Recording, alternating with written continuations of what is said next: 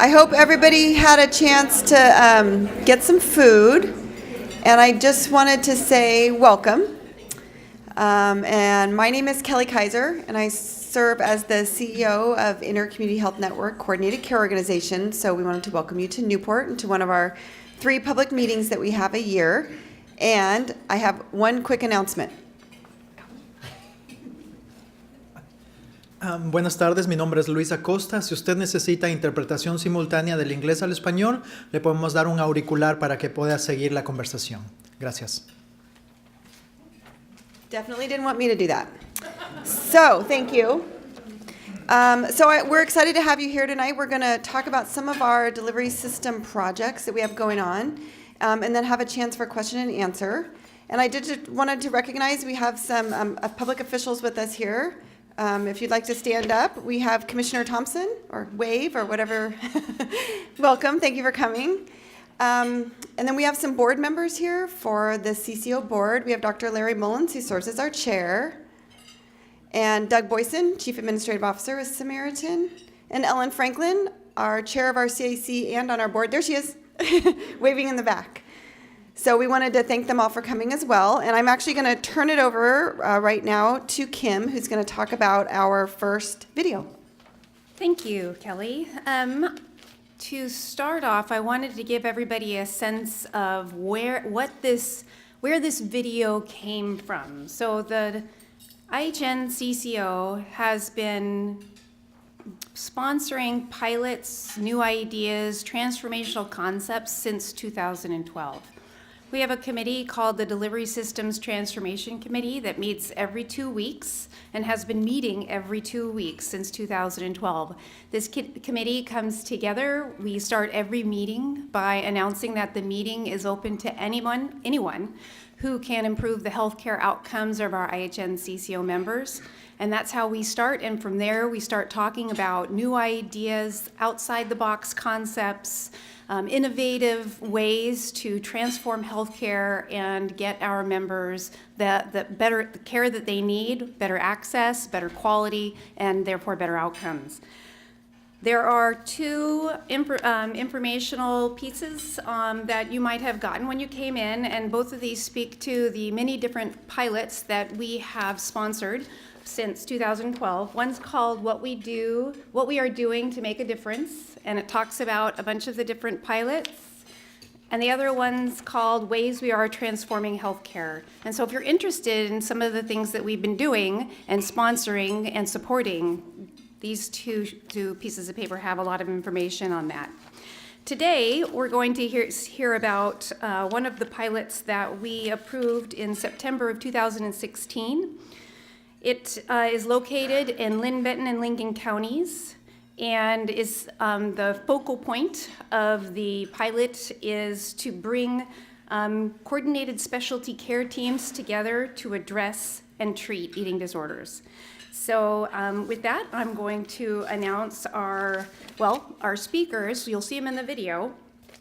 Can I have you guys stand up? Is Alicia Orton. And I'm sorry, you're Therese. Sorry, not on the list. So, and you'll see them in the video, and then they can answer some questions about what they're doing.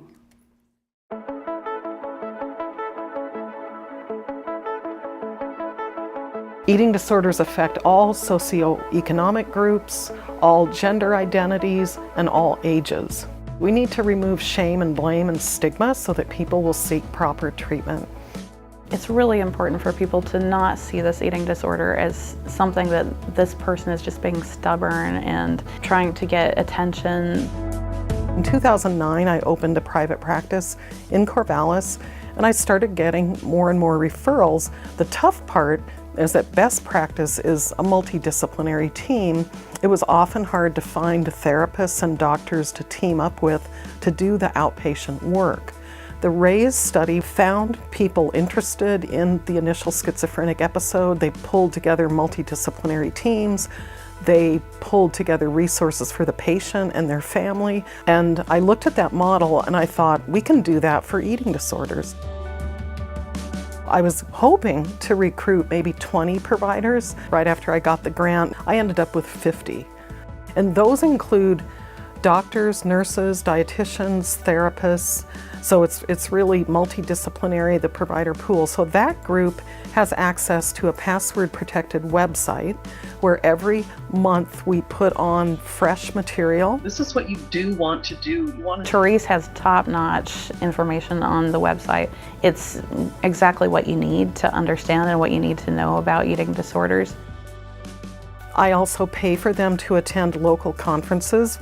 We are just about to start a private Facebook group. We have a forum from the website, and we also have a listserv. So there are a lot of different ways that people can communicate with each other, share ideas, share concepts. There is lots to learn because it's such a specialized topic. And so I've been getting really good training. So far, from the pre and post tests, we're seeing really good data that people have not only changed their thinking about what eating disorders are, but now they're willing to do these screens. And if we get more effective early screening, diagnosis, and intervention for eating disorders, we will have better prognoses. I now feel like that other providers and I are all on the same page about our patient. It's definitely increased the amount of communication that has happened between us all. Increasingly, I'm seeing that people are appreciating the role of support. I think the research shows 5 to 7 years it can take for somebody to fully recover from an eating disorder, and having support along the way is really important.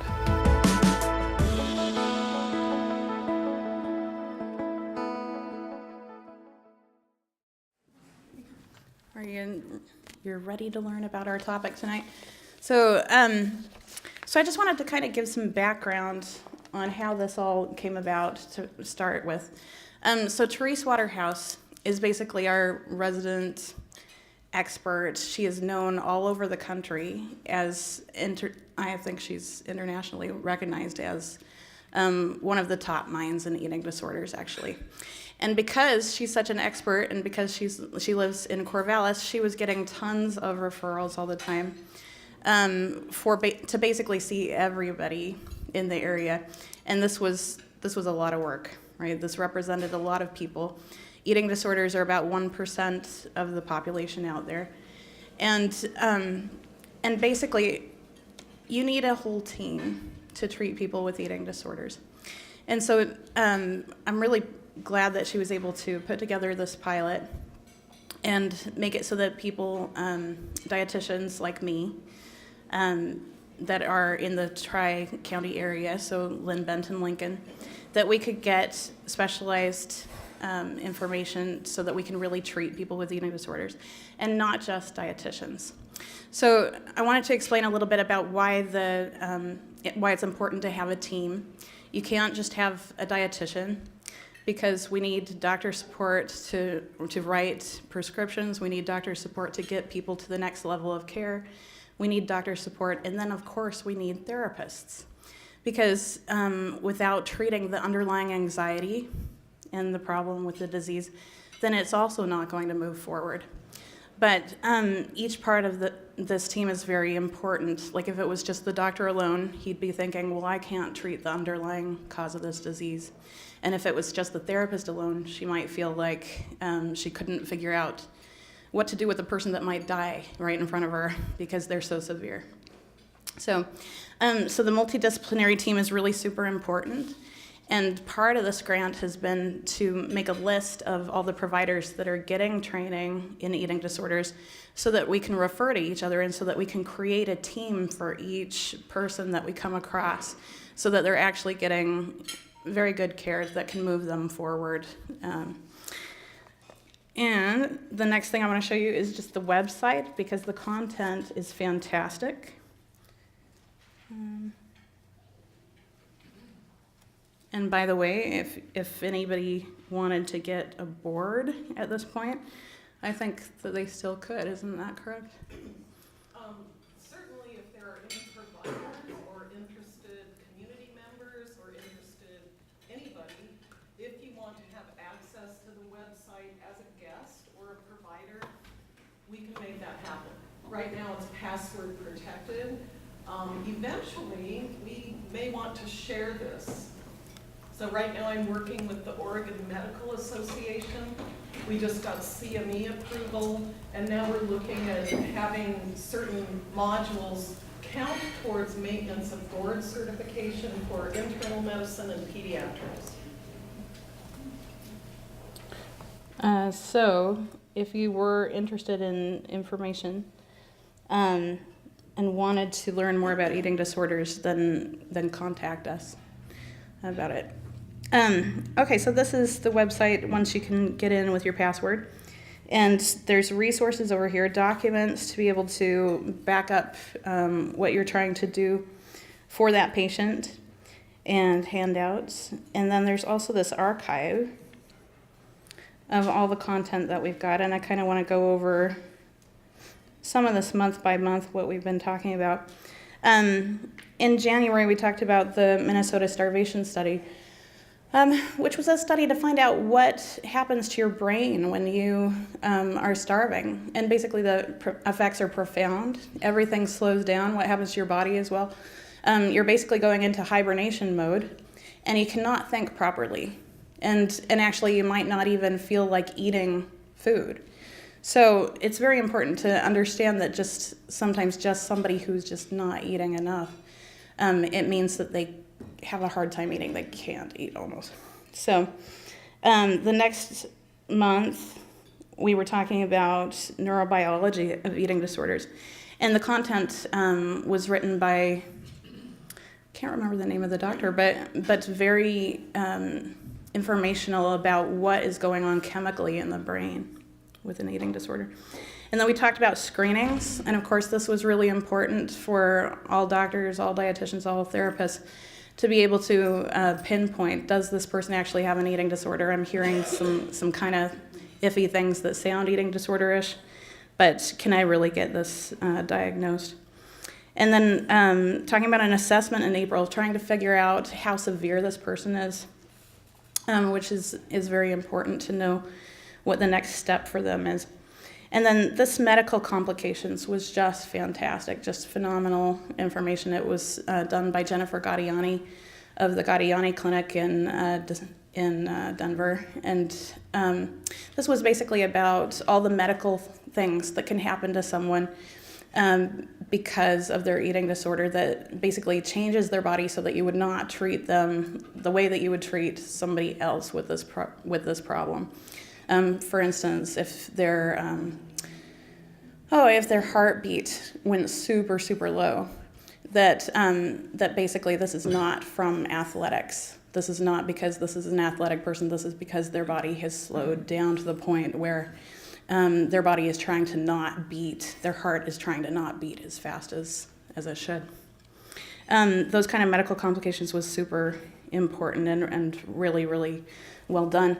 Just one other point about it is that Dr. Gaudiani herself, she said that she got no training on this while she was going to medical school. Basically everything that she learned on the field. And so nice to hear that we don't each have to learn that, through trial and error, but that she was able to put that all together for us. Really good content. I'm trying to move forward, and I think I clicked on something. But this month was put together by Therese, and it was amazing. And it was basically about what to do and what not to do with patients. Okay, so the impact, right? The impact that this has been having on the patients that I see. First of all, it has been a lot easier to put together teams for these people, for my patients.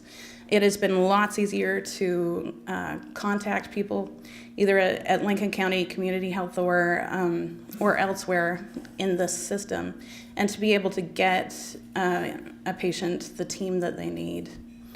And even, to kind of make it tailor-made for them, to be like, I think that they'd work well with this person. And to be all on the same page about this person, not any one of us telling them the wrong thing, not any one of us saying, okay, yeah, you can go out and exercise 5 miles a day, or, so that we all are saying the same thing to this patient. You are critical, you need to eat. And it's not just anorexia, although, that is like the most severe one, but we are talking about content with binge eating disorder, which is even more widespread, 3 to 4% of the population. Okay, so impact again. It's been lots easier to put together teams. The patients I do have, they're getting treated more effectively.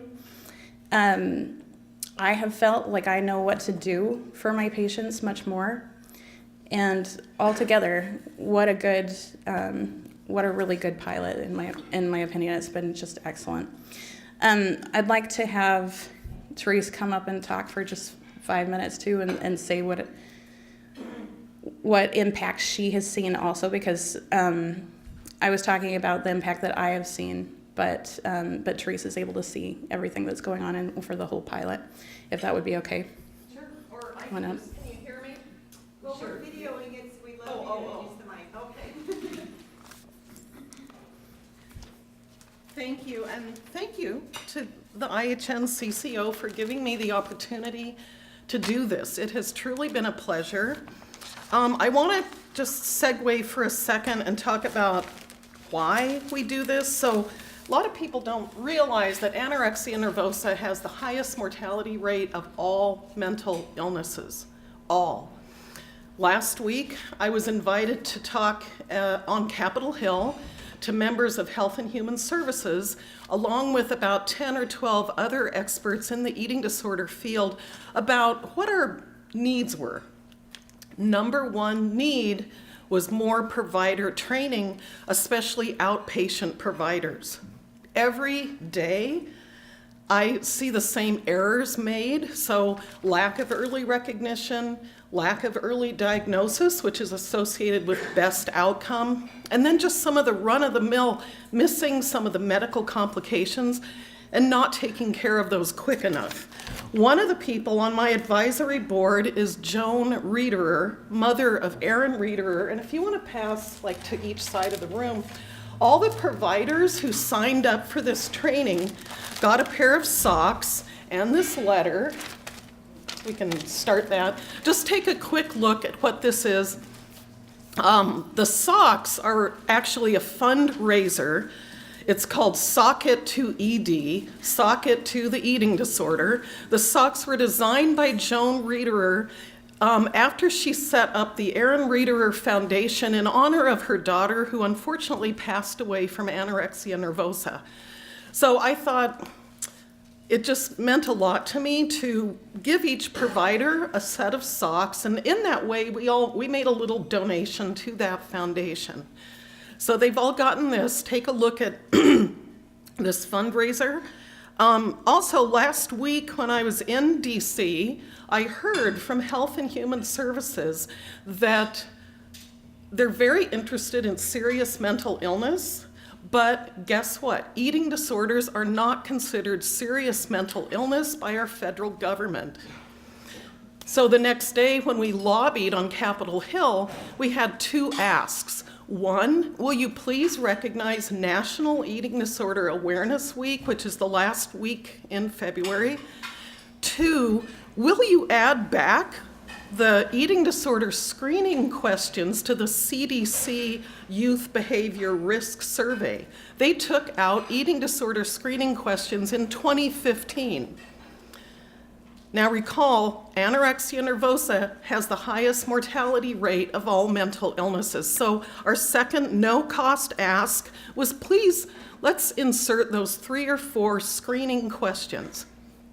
So back to impacts, with the grant, I've been able to do screening training at all 3 county health departments and seen really an excellent response. So mental health providers at Lynn, Benton, Lincoln County have all said, oh, now that we have this screener, we can use it and we'd be happy to use it. We're gonna follow up. I have 2 OSU public health School of Public Health interns who are developing process and outcome evaluation tools. So in a few months, we'll be able to go back and see, are they really doing screening? So we expect to see an increase in the number of people diagnosed with eating disorders, which means then we can move them on to appropriate care. I have heard another impact is happening at Samaritan Pediatrics. Samaritan Pediatrics is now screening every child who comes through. And they've developed a protocol to treat. So referral pathways, protocols, identifying level of severity, moving them into the hospital or a treatment center if they need that level of care. So yay for all of us, right? Give yourselves a hand. Okay, so any questions and then of course Alicia has been a super spearheader here on the coast. Lincoln County has not had a lot of resources. People get referred out of Lincoln County. We're trying to, as Dr. Ewan China has said, bring it local. Let's empower the healthcare providers here so that they feel confident and competent to work with people with eating disorders. So, any questions? So if a primary care physician in the clinic, home medical clinic, suspects an eating disorder, where do they go from there? I've seen confusion at that level. Like, what are our resources? Here? Yes. Well, and this is another, probably the third phase of the grant, is to market the fact that we have people with a higher level of training to everybody else. So I would like to use the Samaritan communication system and other communication systems as best we can to let people know, so that if it is a physician out in Sweet Home in private practice, if they suspect an eating disorder, I want them to get some communication from us. Contact one of the providers in this provider pool that's getting the training, okay? Anybody can call me. I will also give you resources. So give me an example, like where would this person be? Who could they, You mean the a provider, a PCP? Depot Bay or Oregon? Okay. So again, in Depot Bay, I think and this is the next phase of this, is communicating outward to anybody within the Tri-County region, which so far the first phase is training our provider pool. Second phase is training other agencies like the county health departments, Boys and Girls Club in Corvallis, the school counselors in Corvallis and Albany. Then the next phase is going to be making anybody else aware of what we have and who to contact. So right now we are going through our list of providers and saying, would you be comfortable being contacted? So I coach middle school for years, distance runners, and throughout the whole gamut of sports and basketball. My suggestion is a great place to start is with getting some training to these coaches so they recognize it. Because I've been in the time of my career had 3 kids to the point of death. Yeah. And not because of my doing, but because you get to a certain class of athlete, they're so mentally attuned to trying to accomplish something that they're willing to forego food because they think it helps them. Instead, it destroys them. And a lot of coaches don't recognize that. So my suggestion is, as one of the first contact points is to go to coaches and give them the training so they recognize it, so the system up above can catch it early. I agree, and I would take if anybody has contacts, schools, I have talked to school counselors for one, but certainly coaches and also health teachers, because there are mixed messages. And what sometimes people don't realize, especially in people who are genetically predisposed to be able to forego food, and that it is a genetic predisposition. People now recognize eating disorders as being both genetic and neurobiological in nature, because it's not everybody that can do that. And every adolescent that I've seen, and I've seen hundreds with anorexia nervosa, these are some of the most high achieving. They're driven, perfectionistic, they can forego food.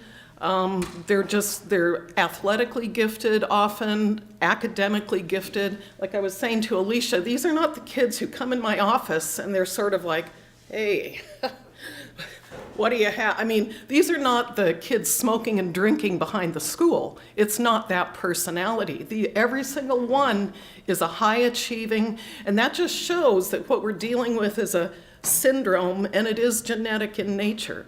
So, but I agree, if anybody has contacts with coaches, I'm happy to go talk, and eventually we're gonna have other people like Alicia who will be able to go out and do this kind of education.